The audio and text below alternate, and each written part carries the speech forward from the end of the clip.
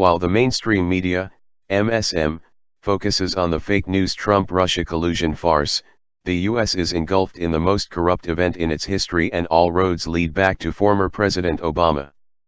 As a matter of fact, the fake Trump investigation is a major piece in the attempted coup d'état currently in place, and the MSM's fake news reporting is part of the coup.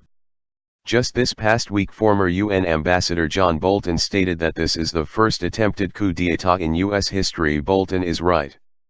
This is the biggest challenge to the survival of the country since the Civil War. Democrats in the 1860s would rather break up the Union than accept the election of the first Republican president, Abraham Lincoln. Today's Democrats would rather remove another Republican president, Donald Trump, from office than accept the results of the 2016 election. Democrats in the 1860s broke up the Union because they didn't want to give up their power over the executive branch of government, and they didn't want to end slavery. Democrats today are partaking in their coup d'état because they don't want to give up their power over the federal government and don't want to be put in jail for their crimes committed in the years before the election. The Obama administration and the deep state, those individuals in government that have created crimes and continue to commit crimes to support their cause, don't want President Trump to change the destructive direction in the U.S. The Obama administration did all it could to destroy this great nation and hand it over to the world of global elites. President Trump and the Americans that voted for him want to save America and the world by standing for freedom, life, human rights, and the pursuit of happiness for all Americans. The U.S. is at a crossing point. This started long before the 2016 election. The Obama administration was the most corrupt group of villains in the White House ever. They were involved in numerous crimes and corrupt dealings and efforts to destroy America, including covering up their decision not to save 4 Americans in Benghazi, lying about Obamacare, doubling the U.S. debt with nothing to show for it, trading the Taliban 5 for a traitor, creating ISIS, giving 20% of U.S. uranium to Russia, Uranium One, etc. The list goes on and on. Then during the 2016 election, the Obama administration took a fake dossier to the FISA court and used it as a means to spy on their political opponent during the election. We now know that the dossier was as fake as a National Enquirer article created by a company known to create nasty, made-up accusations against individuals for a significant payout. This dossier was then taken by the FBI to the FISA court to obtain approval to spy on candidate and now President Trump. Representative Jim Jordan has many questions that the deep state refused to answer related to the fake dossier and its use with the FISA court. We know that every request to the FISA court during Obama's last 4 years to spy on Americans was signed by former Attorney General Lynch. We also know that Obama's dishonest spy chief James Clapper said he knew of every FISA request that was requested, and also that no FISA warrants could have been issued without President Obama knowing. We also know that only 1 in 10,000 FISA requests were turned down by the court, and this was the first request made by the Obama administration to spy on Trump. Obama then apparently used the fake dossier to obtain the warrant on Trump. We also know that the entire FISA court was Obama appointees in May of 2016, about the time the court approved Obama's request to spy on Trump. We also know that in March President Trump found out and tweeted, "Terrible. Just found out that Obama had my wires tapped in Trump Tower just before the victory. Nothing found." This is McCarthyism. The MSM criticized President Trump for these tweets, but now we know he was right. Towards the end of the election, Democrats started their propaganda campaign that Trump was in cahoots with Russia. Most Americans knew it was nonsense because they voted for Trump.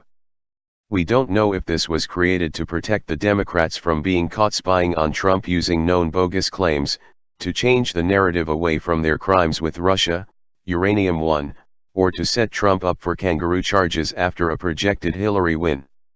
Regardless, as soon as the election was over, Obama's deep state went into action. Deep state got their man at Attorney General Jeff Sessions and immediately neutered him.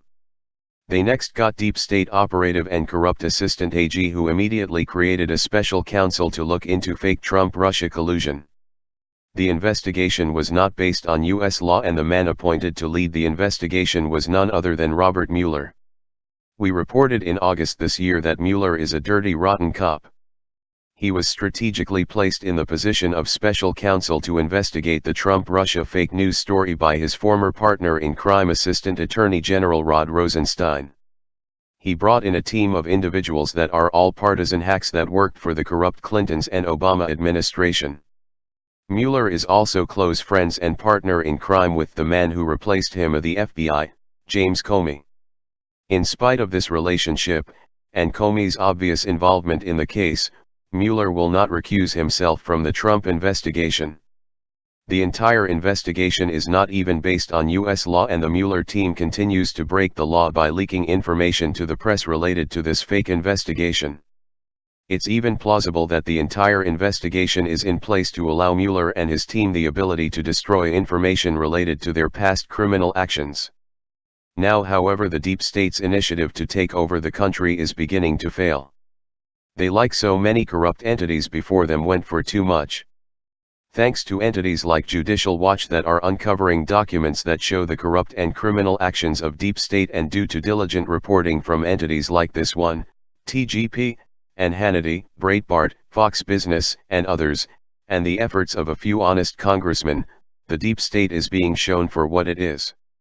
Numerous corrupt and criminal actions are being reported daily, not by the MSM, but by the new media.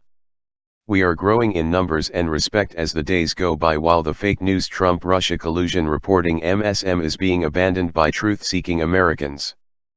President Trump is doing all he can to move ahead with measures that end the Obama administration's destruction of America. The president also is well aware of the deep state and reassured Americans that the corrupt leaders of the FBI, DOJ, and deep state will be addressed. After years of Comey, with the phony and dishonest Clinton investigation, and more, running the FBI, its reputation is in tatters, worst in history. But fear not, we will bring it back to greatness. Former Republican Speaker of the House, Newt Gingrich, shared on Hannity that America is at a crossroads. This is a real fight for whether America is going to remain a republic or that is ruled by law, or whether it's going to degenerate into being a purely corrupt system of power where if you're on the right team you can rip everybody off and be protected, or if you're on the wrong team you can be innocent and go to jail. Americans are now becoming more aware that the corrupt deep state has burrowed into the federal government in a manner never seen before. But the deep state will ultimately be destroyed because of one major thing they underestimated. The deep state never counted on the massive silent majority of Americans who have not and will not ever give up on Trump or America.